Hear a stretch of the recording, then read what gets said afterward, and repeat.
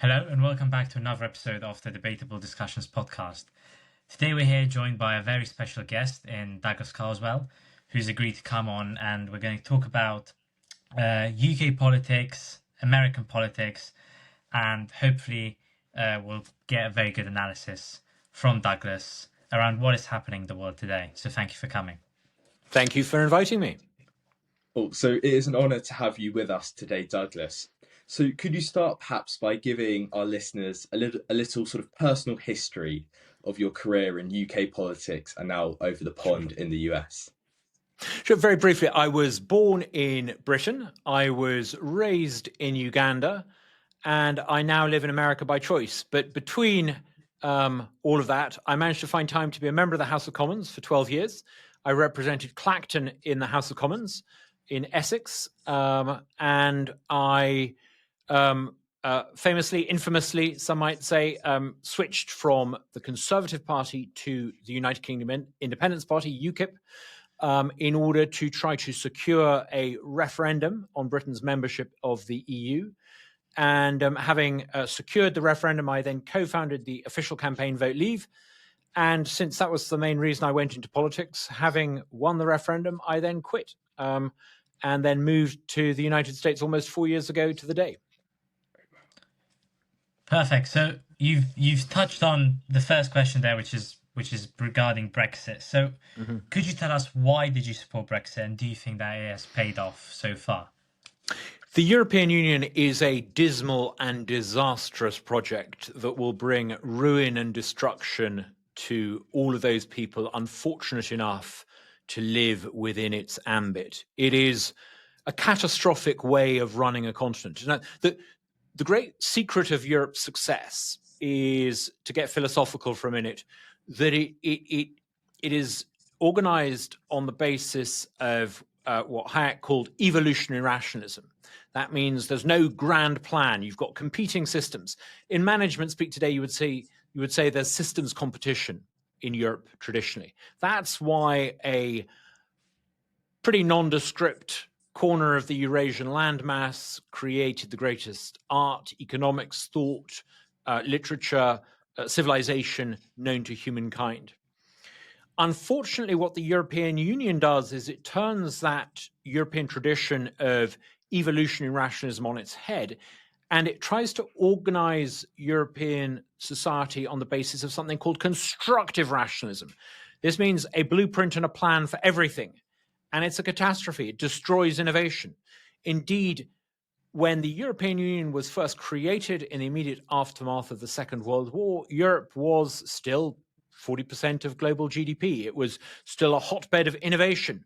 Since then, Europe has become ever more of an open-air museum, a backwater.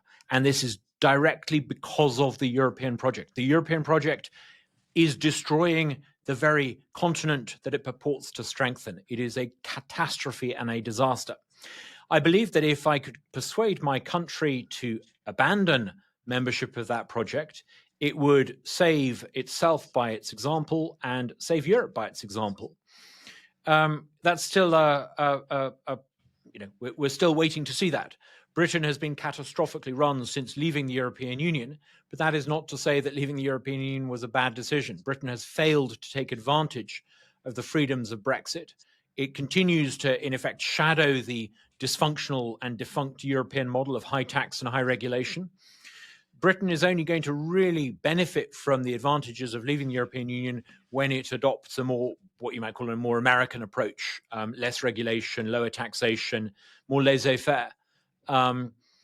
I am very, very pessimistic about the future of the German-dominated Euro heartland. I think it will sink into a demographic and cultural abyss, and it's already well on the way to that.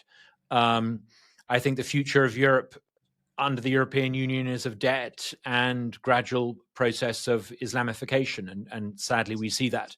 It's the death of European culture. Europe mustn't blame outsiders. Europe must blame itself for its own folly in allowing itself to be ordered this way. Oh, so Douglas, I agree with you there. And I too am someone, I was obviously very young at the time, but I always found the argument of reclaiming the UK sovereignty, becoming less regulated and more laissez-faire. I always thought that made very much made sense to me, even when I was younger. Mm-hmm. But do you think under the Starmer government that is at all realistic? Do you think the shadow of the European Union will always hang over Britain?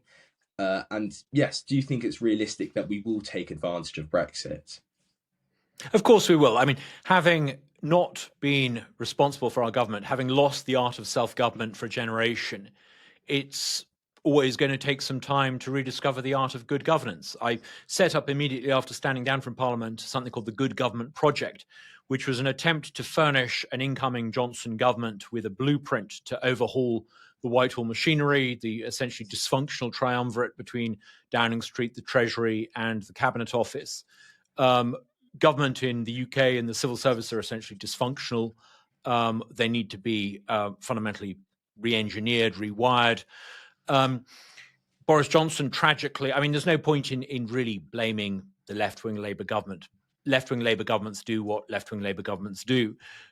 The real culpability for this lies in the failure of a sensible, credible free market centre-right.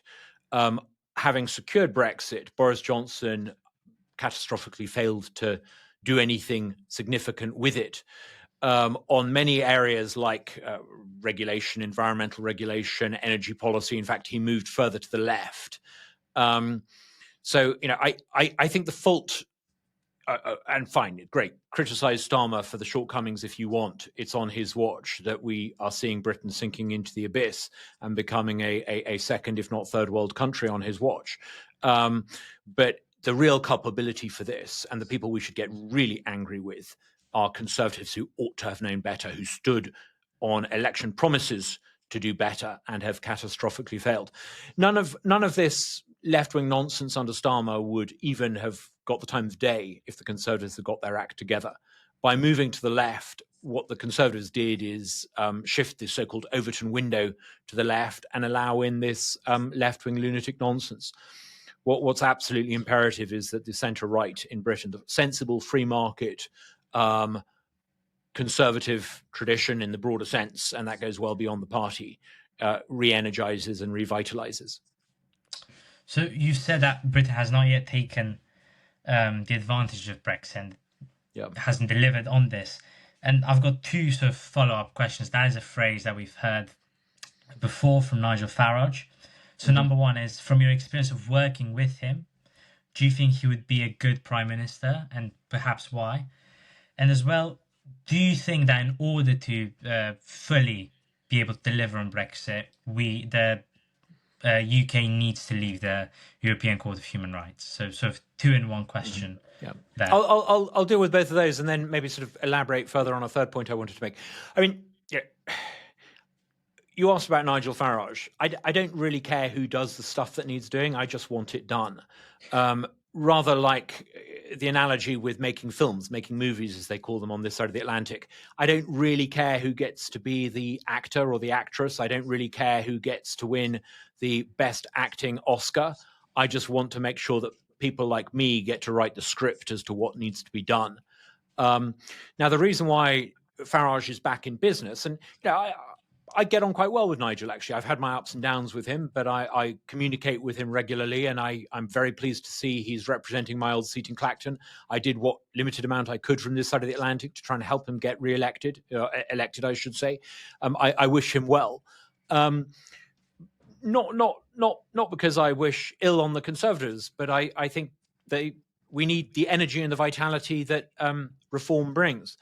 But Nigel is constantly being put back in business by a dysfunctional and derelict and moribund Conservative Party. I mean, I think the question we really ought to ask is, why is it that the party of Margaret Thatcher, a party that has had such a good record of being successful, is so bad? And I think the real answer to this is not just a failure on a particular policy question. It's because the creation of a system of A-list candidate selection, centralization of candidate selection under David Cameron and George Osborne, allowed, instead of ordinary members, grassroots members, to choose who represented them in Parliament, it allowed the A-listers to get a whole bunch of diversity hires in. And unfortunately, in the hands of diversity hires, the Conservative cabinet and shadow cabinet has been tragic, has been awful, has been pathetic. And until we find a way of undoing the damage of the alias candidate selection, I don't think the Conservative Parliamentary Party stands much chance of doing what needs to be done. And because of that, Nigel is very much in business. If Nigel did become Prime Minister, and it's no longer unthinkable, I hope that he would, first and foremost, before any policy question, have a template, an almost Marxist template, Leninist, I should say, template, for the destruction of the bureaucrats in the administrative state in Whitehall, who really run Britain and have done so much to run Britain into the ground. Before accepting the job of Prime Minister, an incoming Conservative or Reform person needs to have a clear sense of how they're going to deconstruct the civil service, how they're going to sack civil servants, how they're going to get rid of the civil service code and the ministerial code that have done so much to reduce the power of those we elect. Until you're prepared to do that, until you're prepared to, in effect, treat the British civil servants the way Margaret Thatcher treated the National Union of Mine Workers, as an enemy to be confronted and destroyed, the country will continue to decline. The struggle in Britain, I think, is between those who want to arrest decline and essentially parasitic civil service and quangocracy, who are happy to manage decline so long as their pensions and their perks continue to flow their way. We need to cut them out. We need to address them. We need to confront them. We need to take on and destroy them in an almost revolutionary act. If we can do that, then I think an incoming Conservative leader could unleash Britain's potential. And Britain is, undoubtedly probably the most creative piece of real estate on the planet. Unfortunately, its natural abilities have been swamped by an essentially sort of dysfunctional Byzantine system of government. The Japanese in the late 19th century had an extraordinary period of upheaval called the Meiji Restoration, where they essentially realized that as an island country, they were falling behind the rest of the world. And if they wanted not to be colonized and taken over like the rest of Asia, they needed to change internally. And it was called the Meiji Restoration. Britain needs its equivalent to the Meiji Restoration. We need to overthrow and do away with the old order in Whitehall. Sorry, I've got so into that. I've slightly lost track of your second question. Your second question was about taking full advantage of Brexit? Yeah, so in order to do that, as we've heard Nigel Farage say multiple times that Britain needs to leave the ECHR. Yep. What is your opinion on that? Do you think that should be done? That's very much part of what I would call the British version of the Meiji Restoration. Not only come out of the European Convention on Human Rights, we need to, for example, abolish the Judicial Appointments Committee, Appointments Commission, which has done so much to put in partisan, unfair, and arbitrary and subjective judges into the judiciary, undermining confidence in the British system of justice, where people are incarcerated for long periods of time for posting obnoxious comments on Facebook.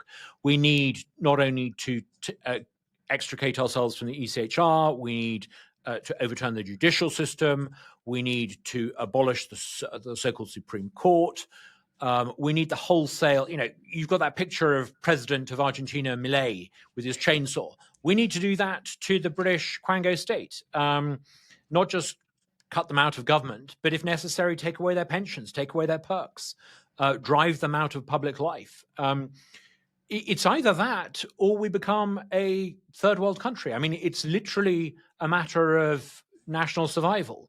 Either like, the Venetian Republic, we continue to be the plaything of a parasitic elite and we will eventually be destroyed and become a museum, or we're a serious country. And if we're a serious country, we need to drive out of public life the parasitic civil service and the administrative state that now run Britain for their own convenience. We need to think of it in those terms. Oh, yes. And this sort of quite nicely leads on to the Conservative Party. As pretty much all of our listeners will have seen, Kemi Badenoch in November was elected as the new leader of the Conservative Party. However, she sort of seemed, in my opinion at least, to lack a certain level of competency and leadership within the party because, she hasn't really gotten any policies. The party seems to lack some direction. So, Douglas, what are your views on this? And do you think she has the ability to revolutionise government, as you're saying?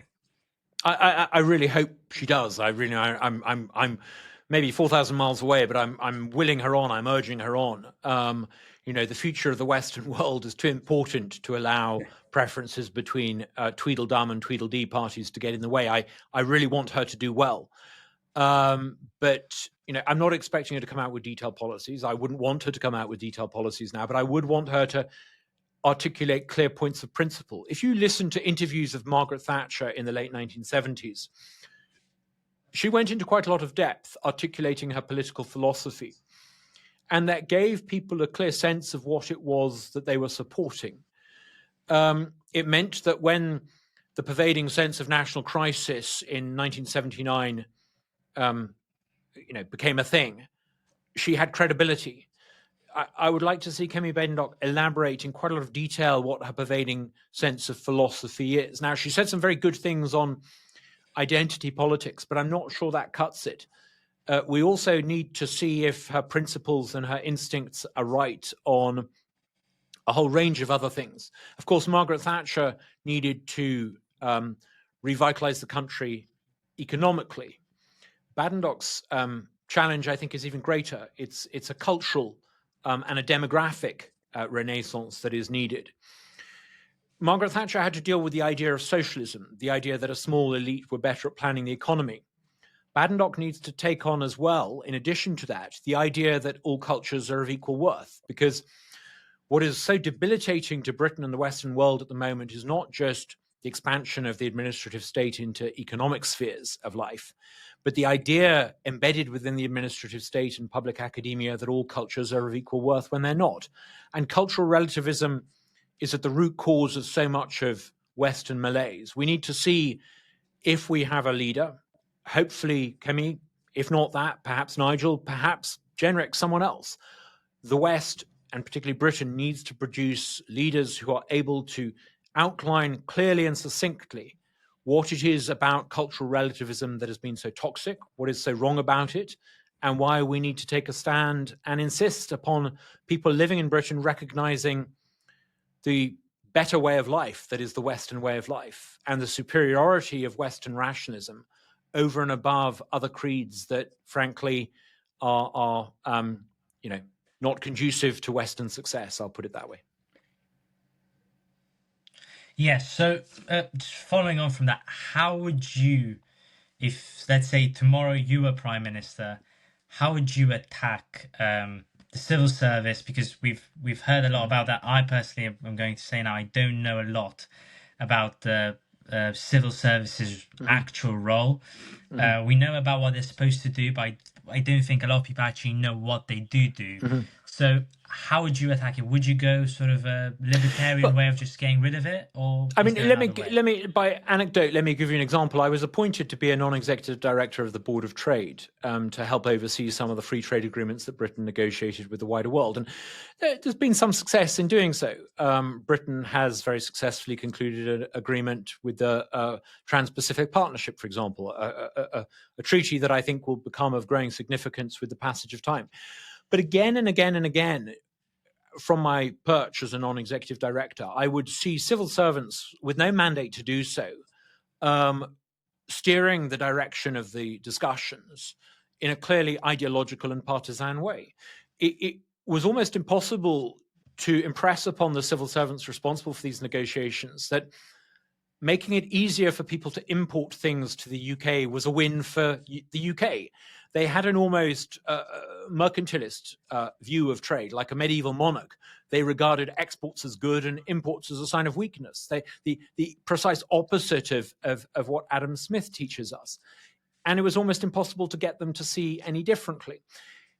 I would find myself in discussions with civil servants gently asking them why it was that in free trade negotiations there was a chapter on women's rights and why there was a chapter on sustainability. It was they, the civil servants, who decided that a free trade agreement, which should basically be about the removal of tariffs and the acceptance of common standards, had to include basically an agenda you would find more often in the pages of The Guardian. So that taught me that the leftist mindset of the civil service is very embedded, very pervasive, and very difficult to actually confront. If I, as a non-executive director at the Department of Trade, with the ear of the minister, couldn't get them to shift direction, what chance have we got of getting them to abandon leftist ideas on immigration, on border control, on managing the economy, on interest rates, on the role of central banks, on multiculturalism, on a whole range of areas? So I think we need to realize that, the civil service is not going to get better just because you elect a new government and the civil service promises to be good. You need a wholesale deconstruction of the civil service. This means you need to be able to fire the senior civil servants, appoint people. You need a system of accountability through Parliament. You need government departments and quangos to have to annually appear before the House of Commons in order to get their budgets.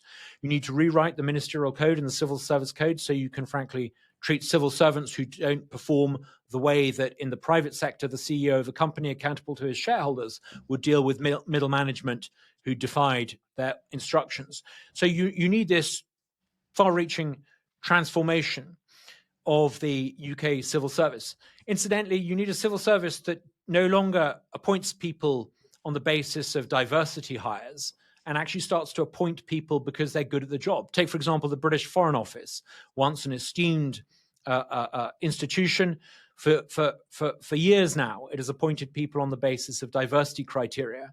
And I would say as a consequence, we have a pretty third-rate amateurish diplomatic corps as a direct consequence. We need to undo all of this nonsense. It will be difficult. It will require people with the stomach for the fight. It will require people to say things, as I'm saying to you, unfiltered, without deference to social niceties. It will require officials to be prepared to do this. Now, you said if I was Prime Minister. If I was Prime Minister, I wouldn't take the job. If the King was to ask me to form a government, I wouldn't take the job unless I had the orders in council that I had brought with me signed by him. I would use the orders in council that the King signs before taking office to enable me to dismiss key civil servants, to fire permanent secretaries, and to dismantle entire Whitehall departments at the swish of a pen. You need that sort of preparation for government, because if you walk into Downing Street with a permanent secretary there setting out your diary and your agenda, if you allow that to happen, you're lost, you're doomed, you're finished. You've got to go in there and you take control and you decide who is going to be a permanent secretary and who is not. You decide the contents of your inbox. It's that important. Day one, you have to have those orders in council. Now, I started doing some preparation on this, thinking naively that in late 2019, we would have a majority that allowed us to do this. History would be very different if we had had a reformist government then. Sadly, Boris, who wanted to be Churchill, turned out to be a version of Mr. Bean. We're going to have to wait for our latter-day Churchill for a while, I think. Well, I think what you're saying there is really interesting because it reminds me of an MP who's quite local to where I live, Dominic Raab. And Raab had these allegations of bullying. But the key takeaway I remember him saying was just as you said, and it was that the civil service has got too much power. They're far too opinionated, and they're just they're stuck in their old ways. They can't adapt. I mean, yeah, Raab was a straw in the wind of what was to come. He was in effect drummed out of office, not quite drummed out of office. He was put on the back foot repeatedly by the machine working against him on trumped-up charges. Sure, he was a little mean to people. He didn't suffer fools gladly, and he was surrounded by a lot of fools in the civil service, people who he gave clear instructions to, not following through on those instructions. And occasionally he probably spoke to them in a rather blunt and rude way. But if you're running a big organization, you should be free to talk to people in that way if they don't do what you say. That's how the world works. Raab was not guilty of anything other than trying to get civil servants who refused to do what he was instructing them to do it.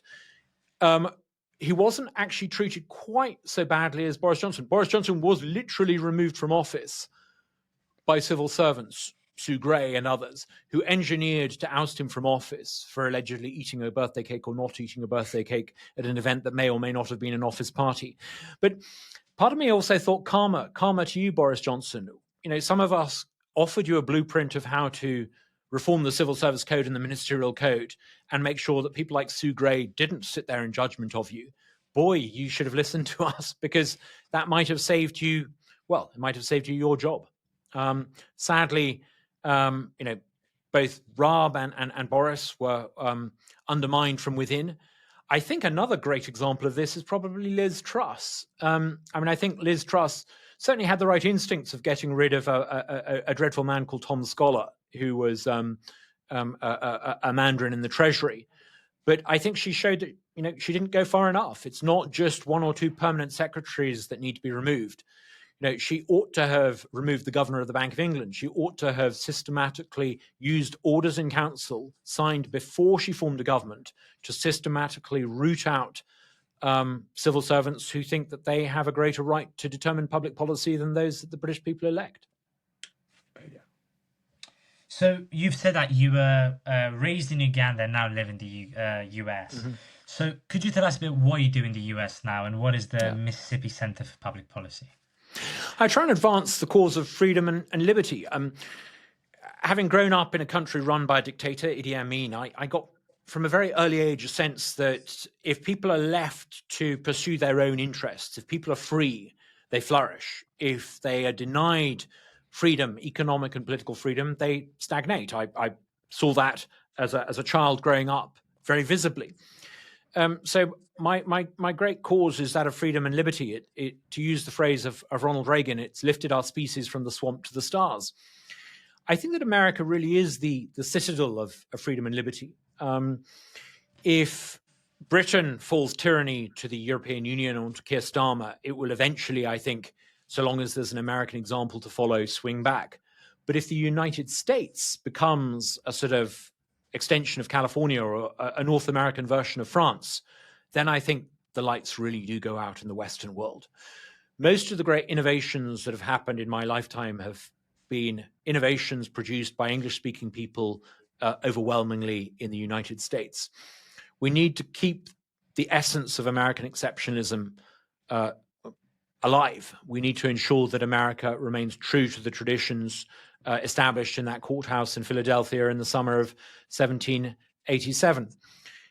I'm trying to do that here in a part of Mississippi, a part of the southern United States, Mississippi, because I'm basically banking on the future of conservatism in America having a southern twang.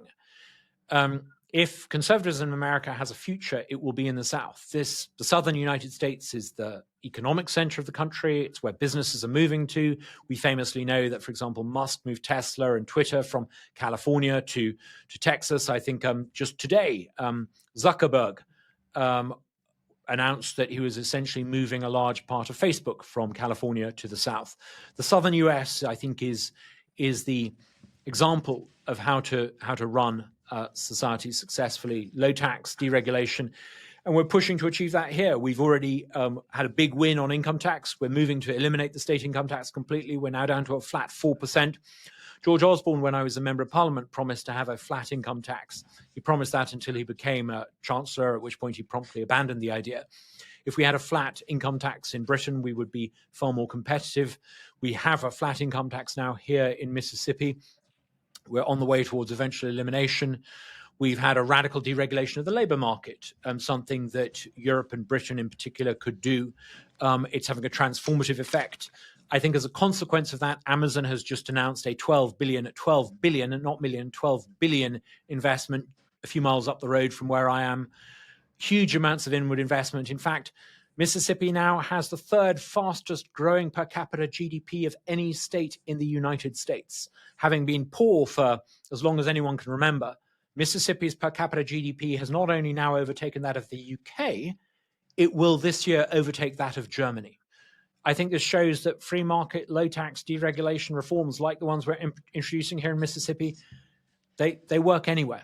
If you want to get rich like Mississippi, number one, recognize if you're watching this in Europe that Mississippi is richer than you.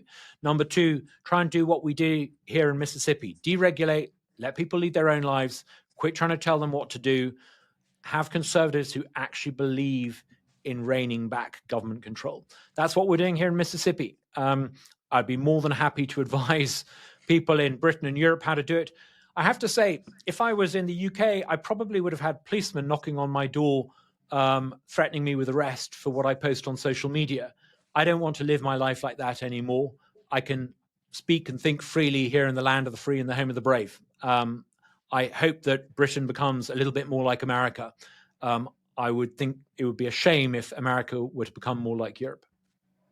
Yeah, and I was actually recently on your Twitter, Douglas, and I did see that sort of infographic you had pinned, and it quite surprised me, to be brutally honest, that Mississippi was so successful, because I had this idea of it being one of the poorer states in the United States. However, it's proved, and clearly with the Mississippi Center for Public Policy, to be successful. Do you see? I think it'd be immodest of me to take credit, but I play a small part in trying to push this agenda. We've got a great governor who believes in low tax. What's really interesting, though, is that when you engage conservatives in Mississippi about tax cuts or deregulation or school choice, they don't treat you as a maverick in the tea rooms the way I was treated for 12 years. If you believe in national sovereignty like I did over Brexit, you don't find yourself marginalized. You don't have your children asked to leave private schools like happened to me in London. If you believe in conservative things in this state, conservatives say, great, how can we make it happen? What can we do to build on these ideas? That's the key difference. Britain needs to make sure it has some authentic conservatives. Yeah. And I mean, yeah, your reference there to freedom of speech is time and time again just being brought up in the UK. I mean, figures like Toby Young, he was recently worried about if he'd be cancelled again with his Lord's appointment. But do you see a sort of divide forming in the United States between more conservative states like Mississippi and then more Democrat states, perhaps those in the North? I mean, I think it's interesting, isn't it? Clearly, America has 50 different models, and they talk about this often, to use the cliche, as a laboratory of different states. Undoubtedly, the conservative low tax, low regulation model is winning. I think you're going to start to see, and you're beginning to start to see, signs of other states looking at what the South is doing and having to copy. It takes a lot for a politician in office to say, hey, we got this wrong, we need to learn from Texas. Boy, Texans have a swagger as it is. No one wants to admit that they need to follow the Texas or the Mississippi model. But you're beginning to start to see that, particularly with crime, actually. I think this is an area where the dial is beginning to move. For a long time, Democrat voting states had this sort of mad view about crime. And they fell for the whole kind of Black Lives Matter shtick that, the police were over-militarized and, you just needed to, be a bit more kumbaya, touchy-feely to criminals and all would be well. You're starting to see Democrats in Democrat voting states adopting policies that, frankly, are conservative. I think it's only a matter of time. Here in Mississippi, when we cut the state income tax to a flat 4%, the neighboring state set theirs at 3.9%, and they deliberately did that just to be a fraction lower. Other northern states are going to have to copy that. So you're beginning to see the effects of this competition. But the genius of the American system, and I hope that actually America gets through this idea of extreme partisanship. The genius of America is that before too long, you're going to get rock-solid Democrat voting parts of the Northeast implementing essentially conservative policy. America has this quirk. It's got a two-party system, but actually, if the traditional, sensible, center-right Democrat tradition revives, ditches all this kind of woke extremist nonsense, abandons cultural relativism, and becomes once again, and it's a good week to say this because Jimmy Carter's being buried this week, if the Democrats rediscover the traditions of Jimmy Carter, and actually, dare I say, Bill Clinton, I shouldn't say this too loud, but I'm quite a fan of Bill Clinton, then, I think you'll start to see Democrat voting states doing sensible things. This is the genius of the American system. So, coming almost to an end, obviously, the USA has now got a new president, in President Trump, who's going to be confirmed in about 13 days from when we're recording this episode. So how do you think he will perform in his second term now? Do you think he'll be better than in his first, or do you think he'll have some more problems? Who knows? I mean, today I was listening to him talking about wanting to buy Greenland. I assumed it was a kind of a Twitter gag, a Twitter meme, and it may still be a joke. I don't know, but I suddenly thought to myself, maybe Maybe he means it. He was talking about Canada becoming an American state. Maybe he means it. I don't quite know what to expect. I don't know anyone who does. I think there's been a vibe shift in America where for years and years and years, you had politicians talking in very scripted, measured, soundbitey ways that were very intentional, but intentionally deceptive because they allowed different audiences to hear what the politician triangulating wanted them to hear.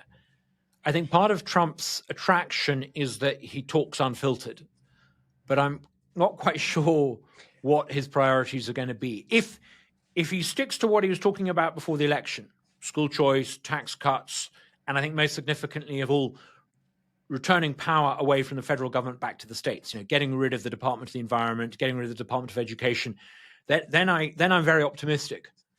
But I do sometimes wonder that, maybe he'll go off on a tangent about Greenland, and I don't know where that will take us. And Elon Musk is proving to be quite an influential figure now in not only US but UK politics. To what extent do you think Elon Musk will play a part? Do you think he'll just be there because he's rich, or be there because Trump actually appreciates him?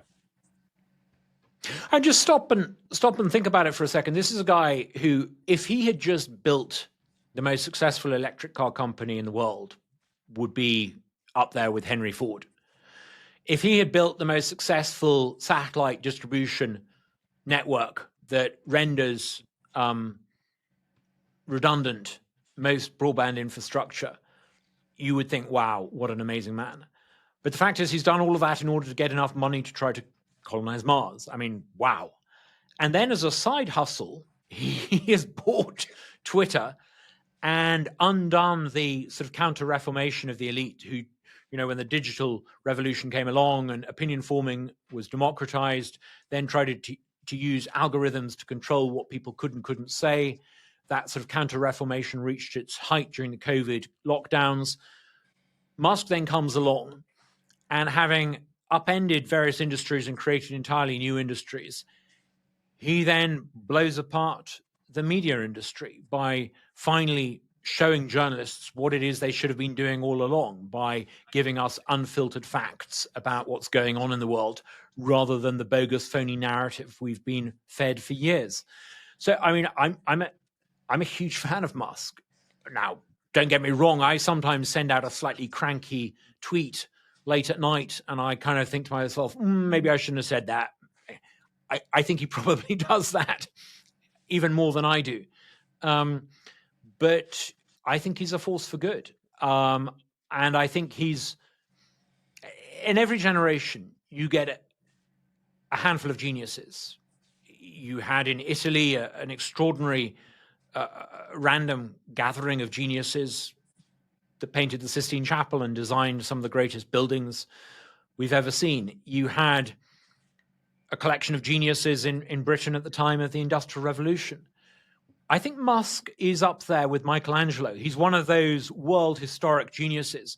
His genius is not to paint things. His genius is to create innovation and change through innovation. I think he's a force for good. Now, who knows if he's going to have a bust up with Trump? When people of character and ego get together, sometimes they get along, sometimes they don't. I don't think it really matters. Musk setting Twitter free has already had a knock-on effect. Facebook has abandoned its Nick Clegg-inspired attempt at doctoring what we do and don't say. The genie can't be put back in the bottle now. Musk has transformed the world for better through his acquisition of Twitter. I don't think people in Britain will ever again be prepared to accept the fantasy narratives that all cultures are of equal worth and that mass immigration is an unalloyed good and that Britain should be ashamed of her past. These narratives that we've had foisted upon us by a small old establishment elite at the BBC, people are never going to accept that again. It's going to be wonderful to watch as this democratic revolution unfolds. But I think we should all thank Musk. Thank goodness for what he does. Thank goodness for him highlighting the failures of British politicians. Thank goodness for him for focusing on some of the big macro issues like birth rates, which no one else is willing to talk about. I'm a huge fan. I think the world owes him a lot. Weirdly, and don't tell anyone I said this because it might upset some of my Republican friends, but I suspect Musk will be a bigger world historic figure than any politician or any occupant of the White House in my lifetime. So the last question from me before we finish is, we've just gone into 2025. If you could pick the best world leader for 2024 and then one world leader to watch out for in 2025, who would they be? It'd be Pierre, what's his name? Poilievre. I may have mispronounced that. The Canadian guy. Now, don't get me wrong. He may in office turn out to be, a disappointment. Actually, I don't think so. I think he's got that thing kind of. Do you know what I mean by geek chic? He's slightly nerdy, but he's got geek chic. There's that really amazing clip of him eating the apple. He's got that nerdy mastery of detail, but because of that, he's got credibility. He doesn't use angry words, but he's got this incredible mastery of phrases. I listened to him the other day on a podcast with Jordan Peterson, and I thought, wow, I wish I had someone like this that I could vote for. I would watch him. I think he is going to turn out to be something really special. Let's wait and see. But Canada could be about to produce the best Conservative leader since Thatcher. I hope so, but let's wait and see. And best world leader of 2024? I don't think we've really got one. I mean, I think probably. I'm not trying to be clever here, but I forget his name. The Indian Prime Minister guy who died. He was out of office some while ago. I mean, I think he was probably the best in terms of elevating the lives of Homo sapiens, humans. I think he probably achieved more than pretty much anyone. I forget his name. Singh, was it Singh? I think he is probably the most significant world leader in the news in 2024, sadly, because he died. I just, in the Anglosphere, I just don't really see any credible leaders right now, which is why I'm hopeful that Pierre Poilievre will do well. I mean, I'll be honest, if I was in Germany, I think, I would vote for the AfD. Now, that might come as a shock to people who spend too much time on the London dinner party circuit, or is it the Epsom dinner party circuit? I'm not sure. But, I just don't see any credible figures in the traditional conservative right in Europe. So because the conservative movement has failed to produce people like Pierre Poilievre, I would look to people like Alice, what's her name? Half your audience has probably reached for the off button by now for me having said that. Oh no, but I can assure one thing, and that is I think people definitely have enjoyed listening from you today. And that message that message you preached of deregulation, revolutionizing, is something that we are seeing emerge in the world today and emerge to be successful. And so thank you a lot, Douglas, for coming on. Well, I hope I've given you some food for thought. Not everyone may agree with me, but if you think you can do it better without freedom and liberty, well, good luck. I'm not sure it can be done. Thank you so much. Really enjoyed it. Thank you very much. And again, absolutely fantastic. Even if some people do agree or don't agree, this is the beauty of this podcast. Well, they can have their own opinion. I hope I've triggered all the right people. Thank you. Thank you.